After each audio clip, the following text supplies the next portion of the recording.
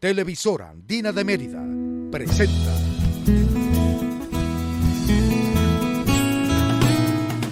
Buenos Días. Muy buenos días, queridos amigos. Bienvenidos a todos ustedes a la televisora Andina de Mérida. En el amanecer de este día, martes 22 de abril del año 2025. Hace poco más de 24 horas se dio la información del lamentable fallecimiento del Papa Francisco, el cardenal Jorge María Bergoglio.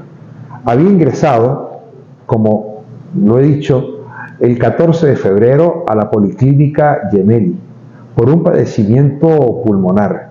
Fue dado de alta el 23 de marzo.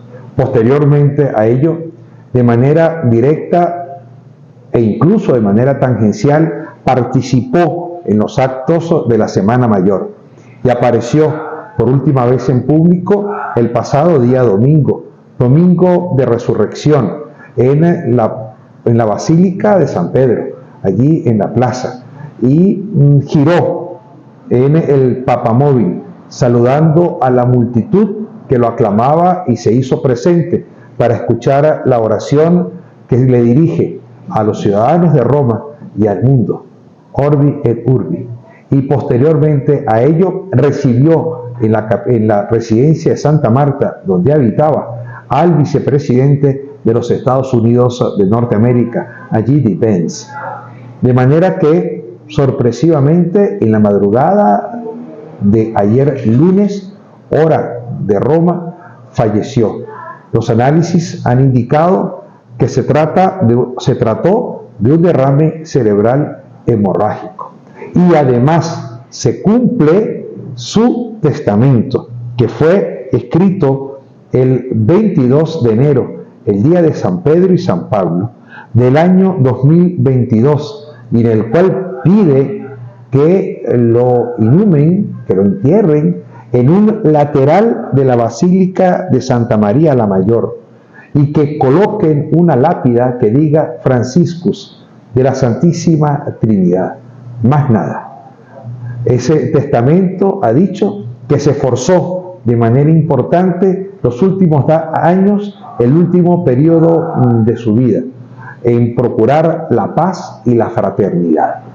Hoy hemos querido conversar con el padre Edward Molina Escalona, quien es el vicario de pastoral de la Arquidiócesis de Mérida, y adicionalmente a ello es el director del Archivo Arquidiocesano y párroco de la parroquia Santiago Apóstol de la Punta. Conversar un poco sobre el Papa Francisco. Buenos días, padre. Gracias por recibirnos en la casa parroquial y gracias por permitirnos, como siempre, hablar con usted sobre estos temas. Bueno, muchas gracias, Jorge, a todo el equipo que nos acompaña en este día. Es una alegría para nosotros poder, como cristianos, decir que en tiempo de Pascua, en tiempo de resurrección, Dios miró con amor al Papa Francisco y lo llamó a participar de la promesa de la vida eterna. El Papa Francisco, para nosotros los sacerdotes, pues representa nuestra cabeza, representa el jefe mayor, representa el pastor bueno, pero sobre todo ese cura con olor a oveja, el pastor con olor a oveja que se hizo cercano. Yo tengo como dos recuerdos bonitos del Papa. Primero, coincide su llegada al papado en el 2013 con mis estudios en Europa. Además que yo estudiaba con los padres jesuitas en la Universidad de Comillas, y él es jesuita, o era jesuita. Ese día, la fiesta que se armó tan grande en ese colegio, cuando dieron la noticia, vimos en televisión en Madrid, esa noche, 7 de la noche, estamos a punto de ir a cenar, cuando da la noticia de que el Papa nuevo, habemos Papa, un Papa latinoamericano, pero además jesuita. Entonces fue un día de fiesta, una noche de alegría, y comenzamos a partir de ese momento a ver una era distinta en la iglesia, porque primero rompe con el protocolo de la entronización del Papa, el ingreso del Papa al balcón papal para dar la bendición Urbi et Orbi, que es la primera bendición que hace el Papa solemne en su llegada, y después de ya recibir un nombre que mismo invita al Papa Francisco. Francisco suena a construir iglesia, pobreza, humildad, San Francisco de Asís. Y él mismo lo decía, estaba al lado un cardenal y me dijo, no te olvides de los pobres, por eso escogí el nombre de Francisco. Pero llama la atención cuando aparece en el balcón y lo primero que hace es, les pido a ustedes que por favor oren por mí, recen por mí. Frase que mantuvo durante todos sus años de pontífice.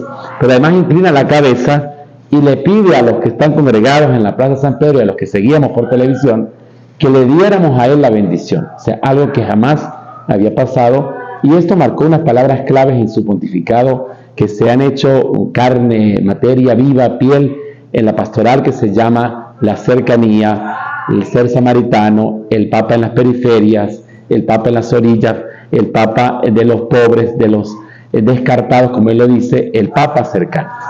Se produce en el análisis eclesiástico, creo que se produce la continuidad del Concilio Vaticano II, que había iniciado sorpresivamente para el Sacro Colegio Cardenalicio que lo eligió el Papa San Juan XXIII, que le dio continuidad porque tenía la potestad de darle continuidad o no darle continuidad el Papa San Pablo VI, que no tuvo tiempo el Papa Juan Pablo I y que tangencialmente miró el Papa San Juan Pablo II, y que obviamente en transición el cardenal Joseph Ratzinger, el Papa Benedicto XVI, no desarrolló, sino que por el contrario, con la mayor naturaleza de la humildad que lo caracterizó, incluso pues decidió dar un paso al costado por su incapacidad de manejar la curia romana, como bien lo dijo, y renunció al papado. Asume entonces como Francisco el cardenal Jorge María Bergoglio, latinoamericano, y comienza a profundizar los cambios en la iglesia. Esto le genera también confrontación con sectores conservadores de la iglesia. Sin embargo, falta mucho por hacer, no se hizo todo, pero así con los adjetivos que usted ha señalado, tuvo dos grandes dogmas, diría yo, su papado. Uno, la sinodalidad, y el otro, la iglesia de salida. Además, que pudo confrontar con la mayor soledad, con la mayor humildad, pero con la fuerza espiritual, el COVID-19 y permitir la adecuación de la iglesia para aquel momento de dolor que vivía la humanidad. Así es, creo que una de las imágenes que van a quedar impactantes es una plaza de San Pedro en total soledad, además con un frío, una humedad en ese momento, y ver al Papa solo subir hasta su sede papal, hasta su altar, y colocarse allí y orar por la pandemia, pedir por los enfermos, dar un mensaje de esperanza cuando todo el mundo tenía miedo. Creo que eso llenó positivamente el mundo, y mucha gente lo decía hoy en las redes, estos días lo van a decir los no creyentes, la humanidad de Francisco, o sea, más allá de lo cristiano, de la fe, su humanidad. Apenas lo hacen Papa, se va a Lampedusa, ya la isla en Italia, donde había una desgracia enorme, y se hace presente con lo que llamaba los descartados, los que no eran tomados en cuenta. Creo que eso es lo que lo lleva a retomar lo que usted decía, la Iglesia del Vaticano II. Hay cuatro, yo quisiera mirar cuatro encíclicas del Papa muy importantes que actualizan el magisterio del Vaticano II. Primero, la Lumen Fidei, que es la Lumen Fidei, significa la luz de la fe. Y el Papa vuelve a recapitular en el 2013 todo lo que es la fe cristiana frente al relativismo moderno, frente a estas ahora teorías que aparecen de que todo da igual, de que todo parece que no tiene importancia, el valor central de la fe en el hombre para sostenerse, para mantenerse con esperanza, para vivir. La segunda, la Laudato Si, que marcó, por supuesto, alabado seas, sobre el cuidado de la casa común, que ha sido declarado como uno de los documentos más importantes actualmente sobre la conservación del planeta, sobre el medio ambiente, denuncia la explotación que hay en el mundo para acabar con el planeta y cómo tenemos que tomar conciencia los cristianos. Luego va a la Fratelli Tutti. En la Fratelli Tutti, o el amor fraterno, el hermanos todos, el Papa busca la fraternidad. Siempre él decía, es más lo que nos une que lo que nos separa. Es lo que en verdad nos une. Somos todos habitantes de esta casa común, de este planeta. bueno, cómo buscar la hermandad, el encuentro, el diálogo, la fraternidad entre todos. Y por último, fíjense, son encíclicas las 3 que he nombrado de corte humanitario, humanista, que van a lo sensible, a la sociedad. Y por último, una encíclica religiosa que el Papa Dilexti Nos, que es sobre el corazón de Jesucristo, pero no quedándose solamente en la devoción al corazón de Jesús, sino cómo hoy la humanidad tiene que redescubrir la compasión, la misericordia del corazón de Jesús para ser más humanos, más reconciliados y más fraternos. ¿Transforma el Papa Francisco la Iglesia Católica?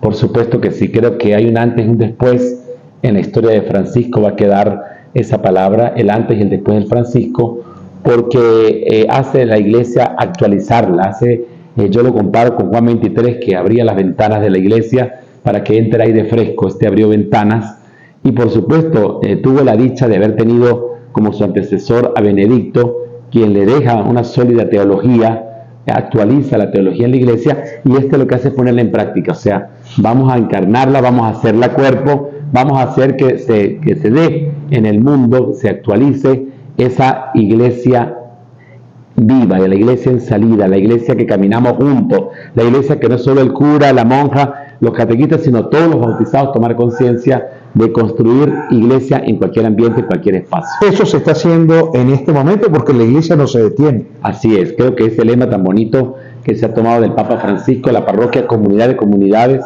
la pequeña comunidad cristiana, que nos ha insistido mucho, es uno de sus grandes logros. Faltan muchas cosas por hacer. Deja muchas cosas inconclusas. El Papa Francisco luchó contra el tema de la pedofilia, lo enfrentó. Luchó ciertamente con el tema económico, el Instituto de la Orden de las Religiones, lo que algunos llaman el Banco del Vaticano, luchó contra las dificultades que allí habían. Hizo visible la parroquia. Quizás se le adelantó hace algunos años nuestro querido arzobispo Monseñor Pérez Cisneros cuando escribió aquella carta pastoral sobre las parroquias, que es tan importante, que ha pasado quizás tan por debajo de la mesa, pero que se adelantaba tanto a este tiempo de la parroquia como la unidad de trabajo, como la unidad de encuentro en esta iglesia de salida. Fue claro con el tema de la sinodalidad, además. Fue claro con el tema de las guerras. Dice en su testamento que luchó por la paz y la fraternidad de los pueblos. Así es. Colocó cardenales en puntos importantes. No dejó de comunicarse con el arzobispo de Siria. Por ejemplo, desde la Policlínica Gemelli lo llamaba prácticamente a diario para saber la situación que se vivía en ese país del Medio Oriente. Y estuvo muy atento, pese a que fue duramente criticado, a través de la Conferencia Episcopal Venezolana, con el tema venezolano y con el tema nicaragüense a través de la Conferencia Episcopal de Nicaragua. De hecho, Monseñor Álvarez vive en el Vaticano. Así es. Creo entonces que fue un papa decisivo para este tiempo. Sí, algo interesante de Francisco es que el Papa conocía la realidad latinoamericana. Cuando nosotros en el año 2018 hicimos la visita al Límina, yo tuve la dicha de acompañar a los obispos a la audiencia con el Papa, unos 27 sacerdotes venezolanos, que es donde está la anécdota del famoso café del Papa que tuve la dicha de entregarle. Yo llevaba 2 paqueticos de café para 2 curas seminaristas canagüeros de mi pueblo que estaban allá estudiando, y yo pues le llevaba algo de su pueblo. Y me acuerdo que dije, padre, déjenos uno y el otro se lo va a llevar al Papa. Pero yo como que al Papa, y yo, ¿qué poder tengo yo para entrar al Vaticano? No, mañana usted tiene audiencia y los que llevan regalos los colocan en primera fila. Yo no sabía ese protocolo. Cuando llegamos al Vaticano, pues en todas las máquinas que pasábamos sonaba la alarma de que algo iba en un paquete, pues me revisaban cada rato la Guardia Suiza, y Monseñor, el Cardenal Porras, con los que estaban los otros sacerdotes, echaban broma, decían, ahí lleva Edward un queso ahumado de Canaguá, unas arepas, unos cambures, revisen ese Canagüero a ver qué lleva ahí. Bueno, hasta que por fin comenzó la audiencia, el Papa dio su discurso, y al final el Cardenal nos llama para saludar al Santo Padre, y él bajó a tomarse una foto, me acuerdo, con unos ambientalistas que estaban allí. Cuando él regresa, quedó de frente, cara a cara, con él tengo la foto que se las puedo dar para que las monten también. Y cuando regresa el Papa lo tengo de frente y nos dice, sean curas de pueblo, sean curas cercanos. Estamos cansados de tener curas de oficina, necesitamos curas que pateen las calles, que anden por la calle con la gente, que escuchen a la gente. Y yo dije, qué bonito está. O sea, a mí eso me tocó el corazón porque dije, este es mi estilo, el cura con la gente, con la comunidad. Pero luego cuando saco el paquete y le entrego al hijo Santidad, yo me emocioné tanto que le dije, le traje este café de Canaguá en mi pueblo, Mérida. Y dice así con el tono argentino, ¿dónde queda Canaguá? Y el cardenal Porras, que estaba al lado, le dice, Canaguá está en el fin de la tierra, del mundo. Y entonces, está más lejos que Argentina, le dijo. Dios bendiga Canaguá y a tu gente. Y algo que me llamó la atención es que el paquetico de café no lo entregó a sus escoltas, sino que se quedó con él. Y en todas las fotos sale dando el discurso con el café en la mano. A mí eso fue mejor que se hubiese tomado. Para mí ese fue el mejor regalo, que el Papa sostuvo el café en su mano. El signo de la sencillez, de la humildad del Papa. Cercano. Creo que fue un Papa muy cercano. Y muy piel, muy de la gente. Deja legados importantes, padre. Sí, yo creo que el legado primero es lo que usted decía, el hombre que propuso un plan de paz en el mundo. O sea, no simplemente una teoría o una teología de la paz, no, es que propuso las herramientas para establecer la paz. Y con nombres y apellidos, mire, tú tienes que sentarse a hablar, y esto tiene que ser así. Y fíjense, el último llamado nos sorprende ayer en la Plaza San Pedro, el discurso que lee el cardenal que está a su lado, el secretario, es un llamado a la paz en el mundo, una preocupación del Papa por la paz, una petitoria por la paz del mundo. Luego el Papa se convierte en un modelo de la pequeña iglesia. La iglesia sinodal la entendimos ya no como una estructura que se tiene que mover toda, sino es la pequeña parroquia, la pequeña comunidad cristiana, el grupo apostolado, el movimiento, que hace una iglesia que se alimenta de la palabra, pero que alimenta a otros con la caridad, con el servicio, y esas pequeñas comunidades forman la gran iglesia. Ya no somos la iglesia de las mayorías, sino la pequeña minoría, como fortalece la fe de toda la comunidad. Y sobre todo tendiendo a la construcción del bien común. Y algo interesante del Papa es esa dimensión misionera, el no quedarse, le decía algo muy bonito a los jóvenes, prefiero una iglesia en la calle que salga y choque como un coche y no guardada en un garaje muy bonita estacionada. Ahora siempre viene la pregunta, ¿y qué pasará?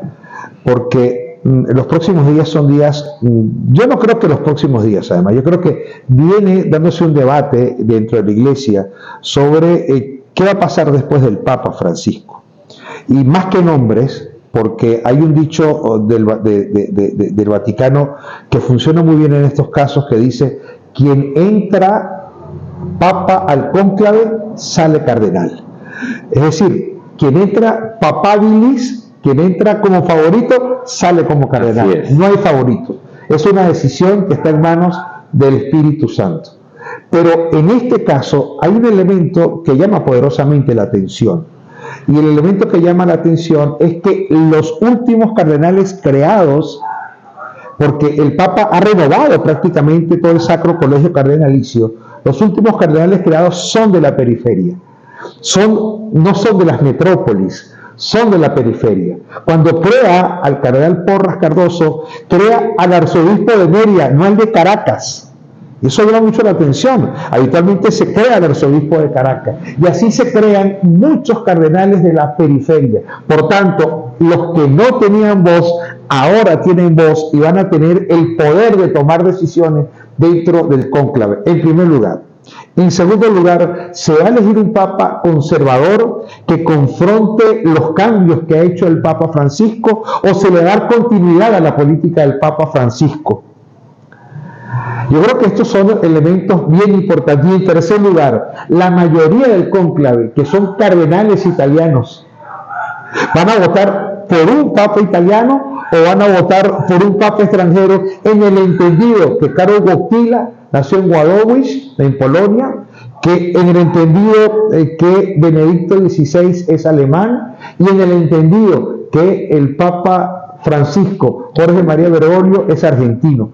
¿Vendrá entonces un papa italiano? Creo que esto va a dibujar mucho lo que es el futuro de la iglesia y lo que va a ser ese cónclave, que como todos los cónclaves será típico y comenzará a comienzo del mes de mayo. Bueno, sí, hay dos periodos que se abren ahora en la iglesia.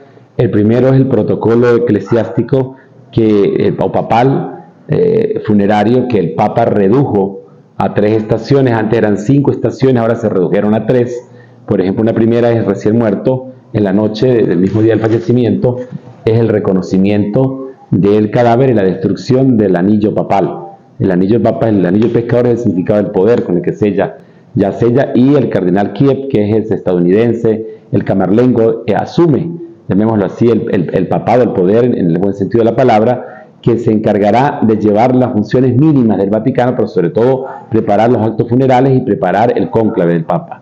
Luego también algo muy interesante, cesan todos los cargos, todo el mundo se mantiene, pero no hay en este momento ninguno que estable, todos tienen que poner a disposición hasta que el nuevo Papa los vuelva a reelegir o ratificar o cambiar. Y algo interesante es pues, que el Papa cambió, fíjense, no es la primera vez, algunos papas ya lo habían hecho, el Papa Francisco tiene novedades que hay que resaltarlas. Por ejemplo, fue el segundo Papa de la historia más votado. Eso se supo después, dice que no se sabe nada de cónclave, pero después se conoce. Fue los que es de mayor votación porque ya en la elección de Benedicto ya había sido propuesto como candidato, por eso en la película de los papas tienen ciertas cosas que son elementos de verdad. Ya el Papa Benedicto sabía que necesitaba renovación en la iglesia y apunta hacia él, lo llama y le pide que participe. Luego también algo interesante de este Papa es que fue elegido prontamente, o sea, el cónclave es convocado 15 días después pero ahora estábamos hablando también los curas en Mérida, cobrando nosotros y el obispo, que con la rapidez que tenemos ahora, que usted se montó en un avión hoy y ya amanece mañana en Roma, pues ya no habrá que esperar 15 días, a lo mejor en 8 días ya estemos viendo que comience el cónclave, después del entierro del Papa, por supuesto, a los 8 días, puede que ya esté comenzando, a los 10 días comienzan los cónclaves y se hacen 2 sesiones de votación, 2 en la mañana y 2 en la tarde. El que saque los 2 tercios de la votación, pues el que obtiene la votación, sabemos lo del humo negro, la fumata negra, la fumata blanca, que con el Papa Juan Pablo II se le agregó el toque de campanas, el repique de campanas solemne en toda la iglesia para significar que ya habemos Papa. No va a ser enterrado en la basílica. Un elemento importante es que el Papa, muy devoto de María, pidió en la Santa María la Mayor, a los pies de su Virgen de Popoli, ahí va a ser puesto el cadáver del Papa, y ya hay algunos papas que reposan, de hecho, en otras basílicas mayores de Roma. No hay cardenales electores venezolanos. El cardenal Porras Cardoso y el cardenal Diego Padrón son mayores de 80 años y según el derecho canónico no pueden ser electores, ni siquiera participan en el cónclave que se va a celebrar en la Capilla Sixtina completamente sellada. De manera que no hay cardenales electores venezolanos, por tanto, no tienen derecho a elegir. Sí estarán presentes, no sé si el cardenal Padrón, pero el cardenal Porras Cardoso estará presente, estuvo en Mérida en las últimas horas y va a partir a la ciudad de Roma para rendirle un justo homenaje a su amigo, el cardenal Jorge María Bergoglio, que coincidencialmente conoció por invitación del cardenal Pironio, que fue papabilis cuando Juan Pablo II fue electo Papa. El cardenal Pironio, que ahora va a los altares, y precisamente el cardenal Porras Cardoso es uno de los testigos de la causa del cardenal Pironio, que fue donde hizo amistad con el cardenal Jorge María Bergoglio, una amistad que luego se fortalece por razones harto conocidas por todos. Así es. Y bueno, luego, lo que usted decía, el que entra Papa sale cardenal, pues es una gran verdad. No se puede también dejar de decir que hay figuras dentro de la iglesia, pues que también ya se va haciéndole el resaltar su personalidad posible para responder a esto que ya es impensable que volvamos a retroceder, que es una iglesia sinodal, una iglesia en salida. Yo siento que habrá, por supuesto, un estilo propio del nuevo Papa, pero tiene que, por ley, tomar elementos del Papa Francisco, porque es la continuidad no de un pontificado, de una iglesia que se está construyendo y que ya está creciendo, que es la iglesia sinodal. Eso hay que tenerlo claro. Lo otro importante es que se habla mucho de la iglesia de Asia. Hay cardenales tan buenos como el cardenal Tagle, el filipino, que es un hombre eminente, otros que han trabajado con todos estos víctimas de desplazados. Hay el presidente de la conferencia italiana. También los italianos tienen su petición de que muchos años sin papa italiano. Es donde juega entonces el cardenal Parolin, un rol importante. También hay un nuncio en Estados Unidos que también suena para cardenal nuncio, que quiere, mucha gente lo quiere llevar al papado. Bueno, lo cierto es que suenan nombres, pero lo importante es que los primeros días del cónclave se hacen las sesiones generales o las discusiones, asambleas generales, donde participan también los cardenales no papables. En el caso de nuestros 2 cardenales, Padrón o Baltasar Porra, pueden participar de estas sesiones porque son del estudio y la visión de la iglesia de este tiempo, de la propuesta de la iglesia. Que yo creo que se viene haciendo, Padre Edward, desde que está convaleciente el Papa Francisco, ¿no? Además, él señalaba en su testamento, repito, firmado el 22 de enero del año 2022, el día de San Pedro y San Pablo del año 2022, él decía... El 29 de junio. Él decía que sentía que ya su vida terrenal comenzaba a terminar y quería dejar su testamento. Sí, de hecho esta ya lo van a dar a conocer prontamente, el testamento espiritual se llama del Papa. Así es. Que es un documento precioso que dejan siempre los papas. Y luego de esas sesiones pues pasan a la palabra cónclave, que significa a puerta cerrada. A puerta cerrada entran todos sin medios de comunicación y ya cuando están organizados el cardenal que dirige el cónclave, el camarlengo, dice la palabra extramuros, que salgan todos los que han estado asistiendo, el sacerdote, camareros, lo que es religiosa, tienen que salir y solo quedan los cardenales.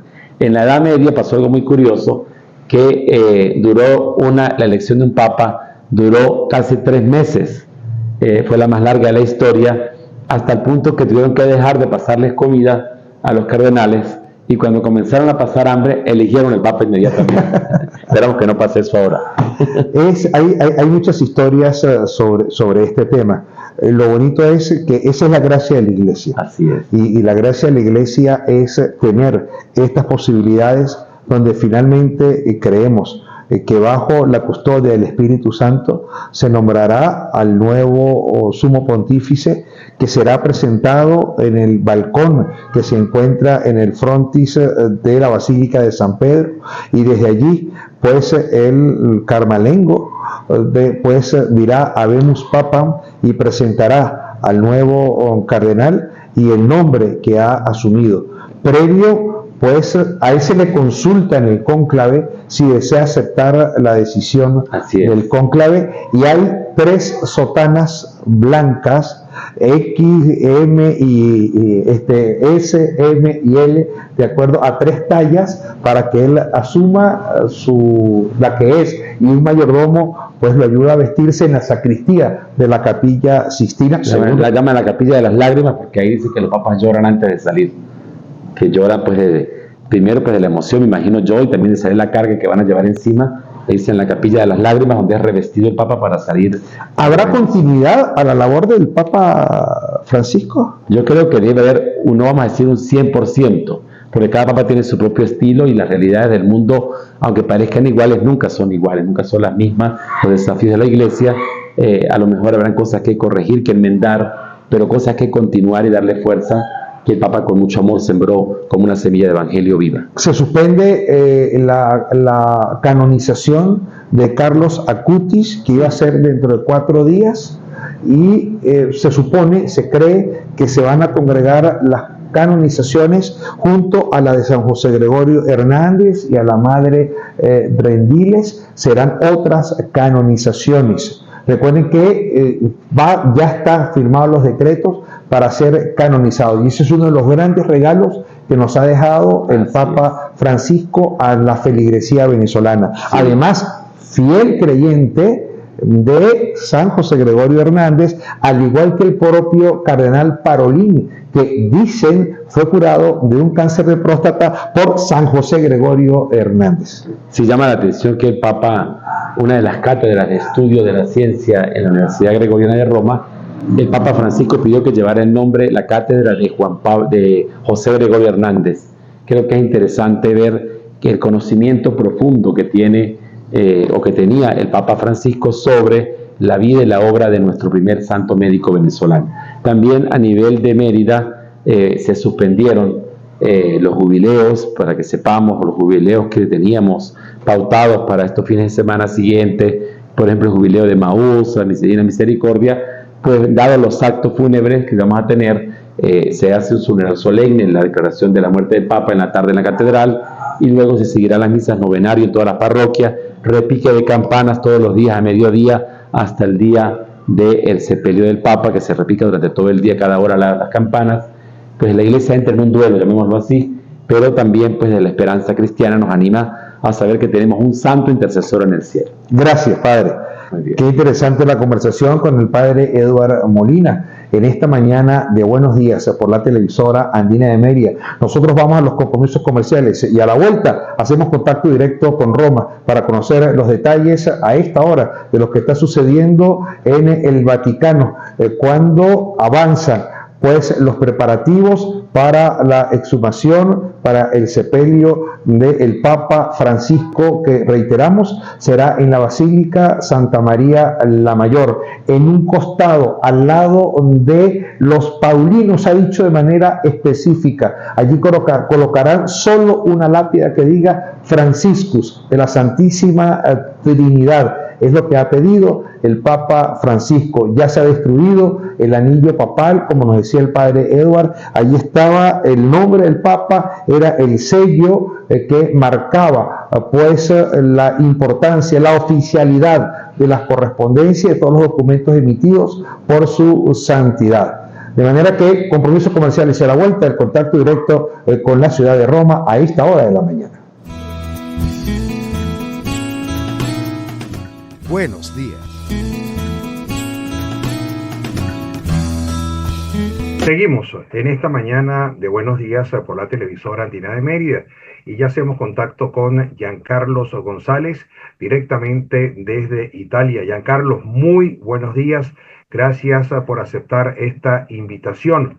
Hace un poco más de 24 horas se conocía la noticia en el mundo entero del fallecimiento del Papa Francisco. El cardenal Jorge María Bergoglio había ingresado el 24 de febrero a la Policlínica Gemelli de la ciudad de Roma. Fue dado de alta el 23 de marzo.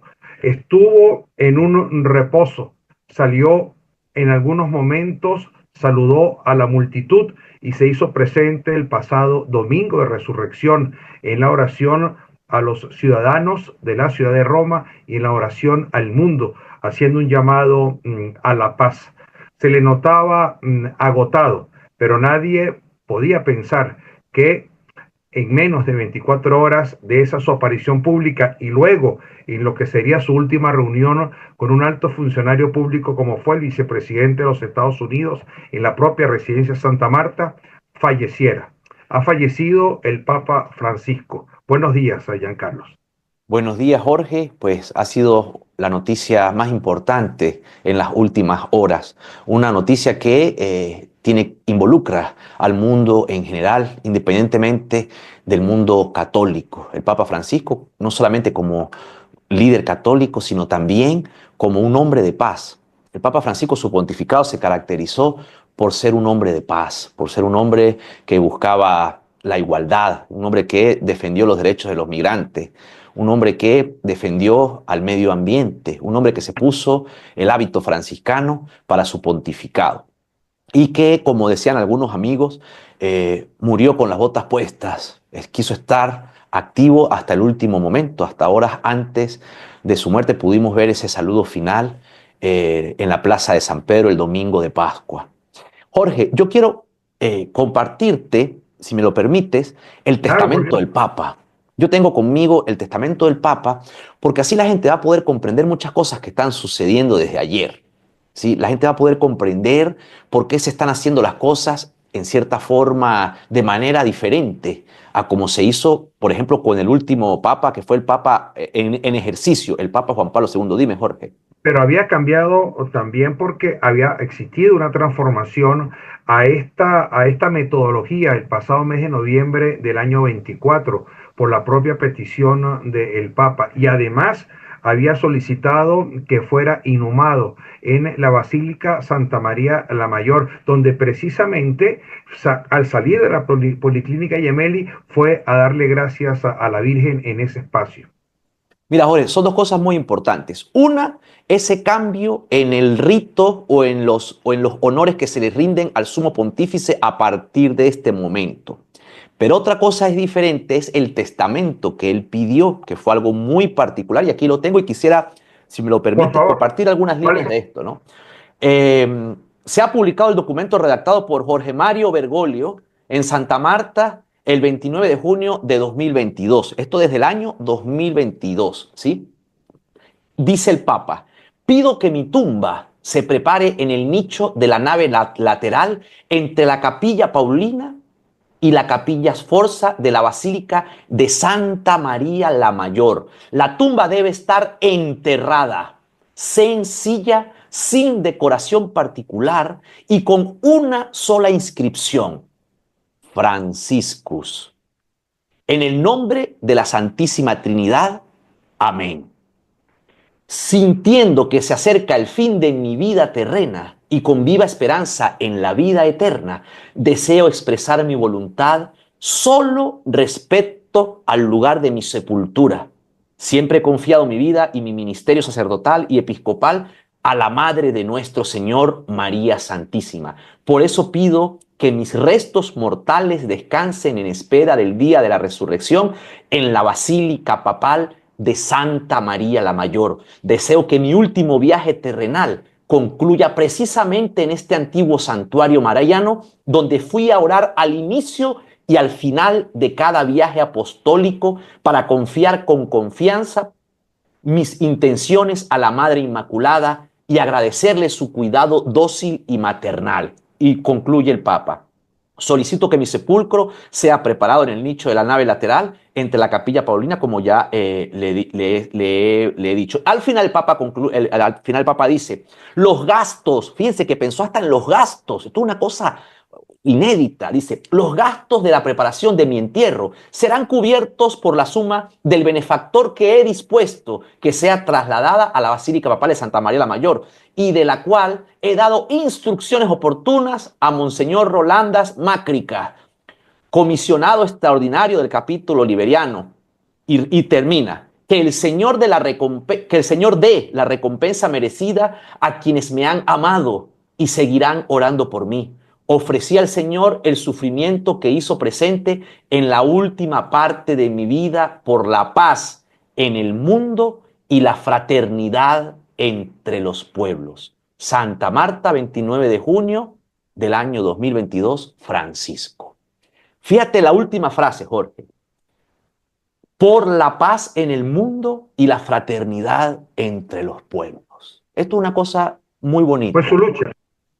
Es una cosa que lo escribió el Papa el día de San Pedro y San Pablo del año 2022, refiriéndose, haciendo como una previsualización de lo que vendría en el ocaso de su vida y ofreciendo todos los sufrimientos que vivió de por sí en estos últimos días.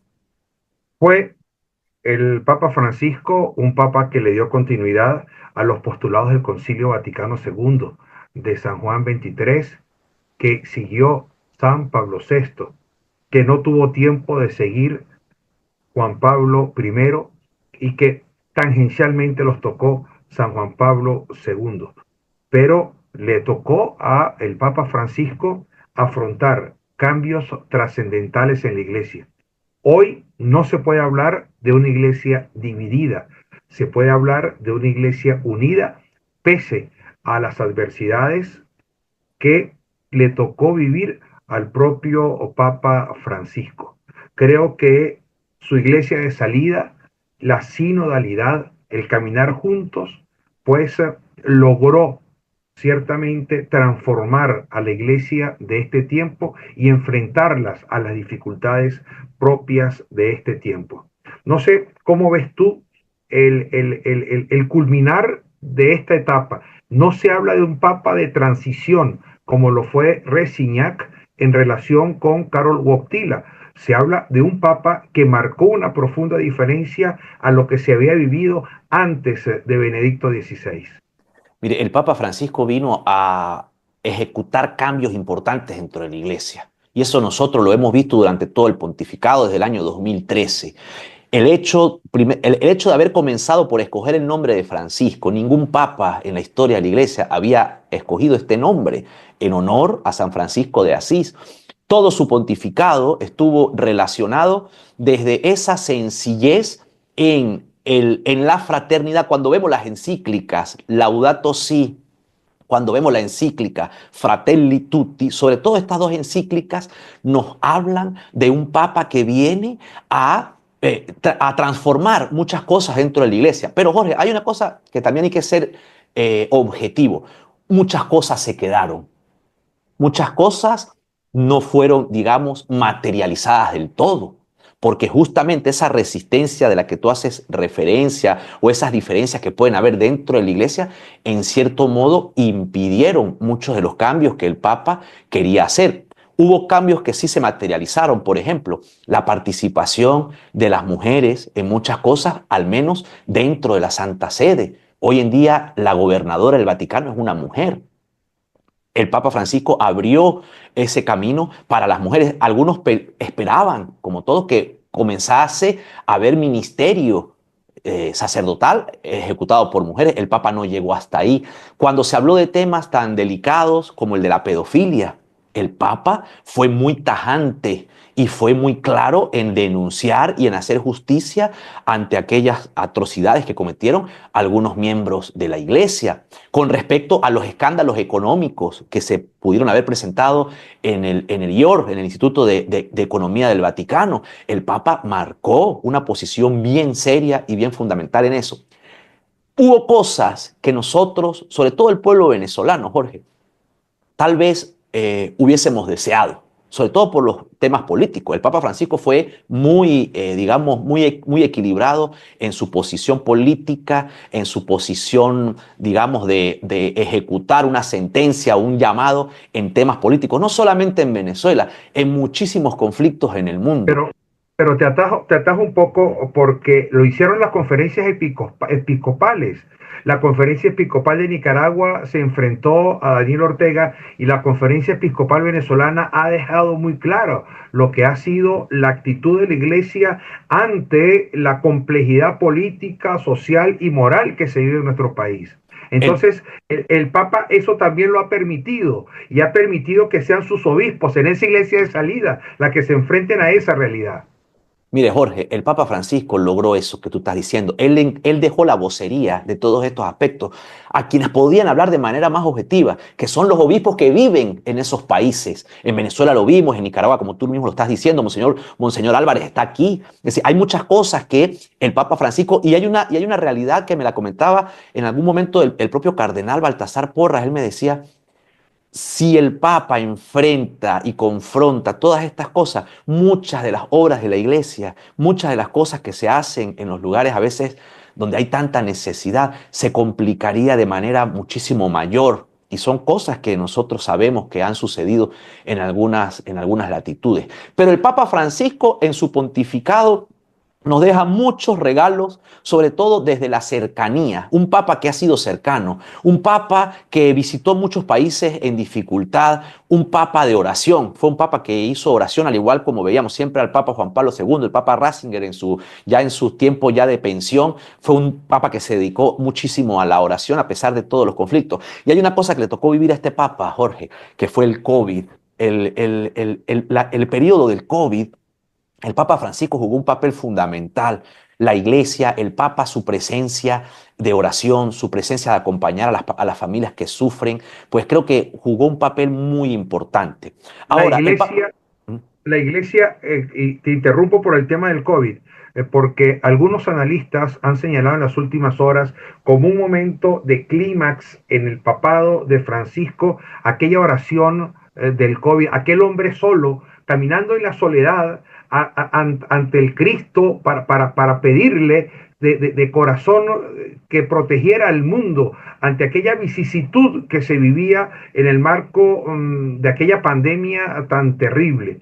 Y creo que el COVID marca mucho por ese lado, pero marca mucho por otro lado, como la iglesia, que es paquidérmica en sus tomas de decisiones, que es lenta en sus tomas de decisiones, logra adecuarse con tanta rapidez a las dificultades del momento y logra en breve tiempo llegar a todos los hogares, a fortalecer la iglesia doméstica y apuntar hacia la realidad que se está viviendo en ese tiempo. Mira, el Papa Francisco vivió el sufrimiento de muchas personas. En el COVID nos dio un ejemplo a todos y mandó a los sacerdotes, a los obispos, a estar presentes en muchos hospitales. Muchos acompañaron a las personas en sus últimos momentos y los acompañaron también en el momento de la recuperación de las enfermedades. Pero el Papa Francisco, Jorge, ha estado muy cercano a los conflictos bélicos, que eso es otro tema que nosotros hemos podido mirar muy de cerca aquí en Roma. El Papa Francisco no dejó de comunicarse con el párroco de Siria, por ejemplo. El Papa Francisco estuvo en una constante comunicación con este párroco y con las personas que estaban ahí. El Papa Francisco fue un hombre que se echó al hombro también el conflicto que existe entre Ucrania y Rusia. Marcó una posición bastante clara con respecto a lo que está pasando en ese conflicto. El Papa Francisco ha sido un gran defensor de los migrantes en todo el mundo, no solamente los migrantes que vienen de África y de los países de aquellas partes hacia Europa, sino las migraciones a nivel general. Ha sido un papa que ha acompañado a las migraciones y se ha hecho acompañar también él de personas, de obispos, de sacerdotes muy cercanos a la sensibilidad de los pueblos. Por ejemplo, hay un detalle que hizo el Papa Francisco. El cardenal que era el ceremoniero del Papa Benedicto XVI y que fue su ceremoniero al principio, el cardenal Marini, lo mandó a atender la limosnería vaticana. Y usted veía, y usted ve a ese cardenal repartiendo la comida a él, a persona, en la periferia del Vaticano, donde se reúnen tantos hombres en dificultad. Sobre todo, más que todo, hay hombres por conflictos familiares y estas situaciones que viven las familias hoy en día. Pero también veíamos al cardenal Marini mandado por el Papa en Ucrania, en medio de los bombardeos. Hay imágenes muy fuertes de todo esto. Entonces, independientemente de las posiciones políticas y de las especulaciones sobre las tendencias políticas, ideológicas que pudo haber tenido el Papa Francisco, yo creo que nos dejó un pontificado bien bonito. Ahora, ¿qué viene, Jorge? Lo que viene. Ajá. Voy a eso porque has dejado una frase que no quiero dejar suelta. Y no quiero dejar suelta para hablar de lo que viene. ¿Por qué? Usted acaba de señalar, Giancarlos, desde Roma, que el Papa ha dejado muchas cosas que faltan por hacer para complementar las transformaciones. Y yo insisto, transformaciones, muchas de ellas que todavía vienen, que todavía son del Concilio Vaticano II. Pero eso que falta por hacer pudiera pues fortalecer la iglesia en construcción, esa iglesia que comenzó a desarrollar Francisco. Pero eso que viene se basa en otro tema, y es el tema periferia. El nuevo colegio cardenalicio está formado por muchos príncipes de la iglesia que provienen de la periferia del mundo. Y esa periferia del mundo, esa voz de los que no tenían habitualmente voz, que no vienen de las metrópolis, sino de los alrededores, son los que pudieran tener en sus manos el futuro de la iglesia para terminar lo que el Papa no tuvo tiempo de concluir. Mira, Jorge, este cónclave que se avecina dentro de escasos 15 días va a ser un cónclave inédito. Bueno, todos los cónclaves son inéditos porque uno no sabe lo que va a pasar. Pero este cónclave va a tener una particularidad justamente por eso que tú dices. La mayoría de los cardenales creados que están en edad de ser electores y ser elegibles, muchos de ellos fueron creados por Francisco. Muchos de esos cardenales vienen de los países de la periferia. Por ejemplo, yo te decía en la conversación que tuvimos en la radio, el Papa Francisco crea al cardenal Baltasar Porras siendo arzobispo de Mérida. Normalmente se creaban los cardenales que eran cabeza de país, en este caso era Caracas. Posteriormente, por las circunstancias, pues ya él fue primero administrador apostólico de Caracas y después ya tuvo su titularidad como arzobispo metropolitano de Caracas. Pero originalmente era de Mérida. Pero él llega al cardenalato como arzobispo de Mérida. Eso nunca había sucedido. Y eso, como pasó con él, pongo otro ejemplo, que es uno de los cardenales con los cuales yo colaboro aquí en Roma, que es el cardenal Mauro Gambetti. Fíjate este detalle, Jorge, que mucha gente no lo sabe. El cardenal Mauro Gambetti es el vicario del Papa en Roma. Es el cardenal responsable de la Basílica de San Pedro. Ese cardenal, que es un cardenal además muy joven, era un fraile aquí con nosotros, era un fraile que estaba aquí en la puerta de la Basílica de San Francisco recibiendo a los peregrinos y que estaba pendiente de las cosas de la Basílica, y el Papa le puso el ojo en uno de los muchos viajes que hizo aquí y vio la capacidad del frailecito Gambetti y lo saltó de ser un simple fraile a ponerle el birrete cardenalicio. Eso fue una cosa inédita. Entonces, ¿qué sucede? Cosas como esta nos dice a nosotros que no todo está dicho. Y es muy delicado cuando uno se aventura a poner nombres en posibles sustitutos del Papa Francisco, jugando justamente este juego, valga la redundancia, de tener conciencia de que la mayoría de los cardenales fueron creados por el Papa Francisco, donde hubo obviamente participación de otros cardenales que tienen gobierno en Roma. La Iglesia necesita, lógicamente, terminar de definir muchas cosas que el Papa Francisco, por sus condiciones, no pudo definir. Una de ellas, para decirlo así a cuatro letras, el jubileo de la esperanza. El jubileo no ha terminado. Hay que culminar. El jubileo termina el 6 de enero del año 2026, con la Epifanía del Señor. Es un detalle, es un detalle. Y después de ahí todo lo que venga a nivel de gobierno. Pero, por ejemplo, hay una cosa que lo hablábamos, Jorge, las canonizaciones que están pendientes. Hay una cantidad de canonizaciones pendientes que fueron anunciadas. Hago referencia a tres. Primero a las de nosotros, que son la canonización del doctor José Gregorio Hernández y la canonización de la madre Carmen Rendiles. Y hablo de la otra canonización que iba a ser dentro de 5 días aquí en Roma, la canonización del joven Carlo Acutis. Entonces, esa canonización del sábado quedó pospuesta, ha sido pospuesta y la va a realizar, lógicamente, Dios mediante el nuevo Papa que salga elegido. Yo especulo, no es del 100%, que esas canonizaciones se hagan el mismo día. Es muy probable que la canonización de Carlo Acutis, la de la Madre Carmen y la del doctor José Gregorio Hernández y de los otros santos que ahora, para nombrarlos, pues me enredo, se hagan probablemente el mismo día por cuestiones también de logística, por cuestiones de muchas cosas. Y no sabemos, repito, cuáles sean las ideas que traiga el nuevo Papa que sea elegido por el Colegio Cardenalicio, Jorge. Se reunirán los cardenales al comienzo del mes de mayo, ha dicho el carmalengo, el cardenal irlandés Farrell, creo que se llama. Sí, el cardenal Kevin Farrell. Farrell. El cardenal Farrell, pues el camarlengo es el que se encarga de la sede vacante. Se ha quebrado el anillo del pescador con el nombre del Papa Francisco. Se está preparando ya no aquel ataúd de ciprés, plomo y caoba, sino ahora tendrá madera y tendrá un metal, solamente por decisión del Papa en esta transformación que se ha hecho en el mes de noviembre del año 24. Empezarán a llegar los cardenales de todas partes del mundo para las exequias de su santidad, el Papa Francisco. Se sentarán, conversarán, cosa que ya se debe venir haciendo en lo que va de año, desde el momento en que se notaron los quebrantos de salud del Papa, que lo llevó, repito, al Policlínico de Gemelli el 14 de febrero. Y adicionalmente a eso se estará preparando la Capilla Sixtina, que es el lugar secreto donde, señala la tradición, el Espíritu Santo estará posado sobre cada uno de los cardenales para tomar la decisión de quién será el nuevo sumo pontífice en un cónclave, como usted lo señala, que como todos los cónclaves son distintos, son completamente diferentes, con realidades diferentes. Y además, usted alguna vez me dijo algo que nunca se me ha olvidado, y es que el que entra papa al cónclave sale cardenal. No hay preferidos, sino que no existen papabilis, sino que existen cardenales, y habrá la posibilidad de dos cosas, creo yo.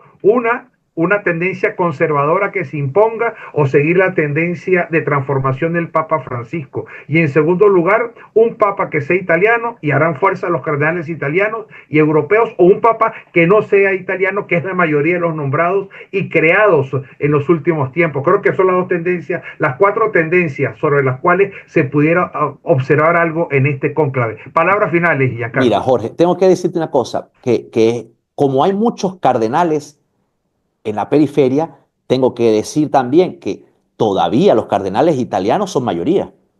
Son mayoría. Son mayoría todavía. Entonces, por eso es que la cosa está... con un papa italiano, además. ¿Cómo? Y sueñan con un papa italiano. Exactamente. Ellos están con el ansia de que vuelva un papa italiano, que claro, no tiene tampoco mucha lógica, porque la iglesia es universal, la iglesia no es italiana. Y es una cosa que nosotros, los que hacemos vida aquí en Italia, tenemos que recordársela muchas veces a ellos, no a los cardenales, digo, a la gente. Es decir, la iglesia, aunque la sede esté aquí en Italia, la iglesia no es italiana, la iglesia es universal, es católica. Entonces son de las cosas que nosotros como católicos tenemos que comprender y tenemos que también de alguna manera transmitírsela a las personas. Entonces, bueno, Jorge, esperemos esta semana Ya el cardenal Baltasar Porras estará también aquí en las próximas horas, estará presente también aquí en Roma, porque independientemente de que el cardenal Baltasar Porras ya es un cardenal en pensión, el cardenal Porras tenía un lazo de amistad y de cercanía muy importante con el Papa Francisco. Eran amigos, cuando el cardenal visitaba al Papa, eran dos amigos que se encontraban. Y bueno, aparte de que seguramente querrá venir a saludar al nuevo sumo pontífice que salga en los próximos días, allá en ese balcón de la fachada de la Basílica de San Pedro, después de que el cardenal prefecto anuncie que ya habemos papam, pues bueno, ya comenzará una nueva era en nuestra historia de la Iglesia. En algún momento entrevistaba al cardenal Porras y hablábamos no del cardenal Bergoglio, sino hablábamos del cardenal Pironio. Monseñor Pironio, sí, Monseñor Pironio era un padre para el cardenal Baltasar Porras. De hecho, el cardenal Baltasar Porras conoce al Papa Francisco cuando se va a encontrar con el cardenal Pironio. A eso voy. Es más, el cardenal Porras es testigo de la causa del cardenal Pironio que lo quieren llevar ahora a los altares. Pero lo más emocionante es que muy poca gente se imagina esa relación que hubo entre el cardenal Porras y el cardenal Pironio y cómo se consiguen con el cardenal Bergoglio y cómo además... Fue invitado, Jorge, fue invitado por el cardenal Bergoglio a Argentina a hacer ese testimonio. Sí. Y se lo preguntaba porque una de las crónicas que había escrito el cardenal Porras había sido sobre el cardenal Pironio, y yo seguí mucho en lo personal al cardenal Pironio porque en algún momento pudo haber sido papa. En algún momento, creo que cuando Juan Pablo I pudo haber sido papa, el cardenal Pironio, y había mucha esperanza en América Latina por la existencia de un cardenal, de un padre, como lo era el cardenal Pironio. Ahora va a los altares, insisto, un testigo de esa causa es el cardenal Porras, y gracias a la presencia de Pironio, pues se hizo esa amistad, comenzó la amistad entre el cardenal Bergoglio y el cardenal Porras, que luego se cimentó por los temas políticos que ambos vivieron coincidencialmente. Sí, el cardenal Porras, cuando encontraba al Papa, encontraba eso, un amigo. Nosotros, los venezolanos, nos sentimos también felices por lo que nos deja el Papa. El Papa nos deja a San José Gregorio Hernández y a la Santa Madre Carmen Rendiles. Son dos regalos que nos dejó el Papa, y que hay una cosa bien interesante, ¿no? El Papa Francisco era devoto del doctor José Gregorio Hernández. El Papa Francisco tenía una imagen del doctor José Gregorio Hernández ahí en sus lugares donde él hacía vida, al igual que el cardenal Pietro Parolin, un gran devoto, sobre todo también él, del doctor José Gregorio Hernández y la madre Carmen Rendiles. Nos toca, Jorge, encomendar al Espíritu Santo que se encargue de elegir este nuevo Papa, y que la Iglesia Católica, que eso es interesante también, Jorge, la Iglesia Católica no se detiene, la Iglesia Católica continúa. Ahorita el Camarlengo simplemente se ocupa de la logística y de que se cumpla lo que se tiene que cumplir en el momento de la muerte de un Papa y en el momento que se declara la sede vacante.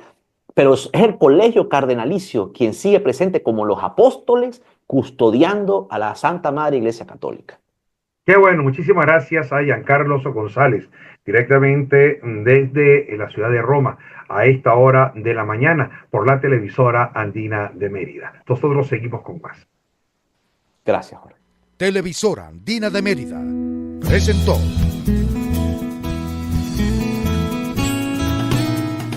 Buenos Días.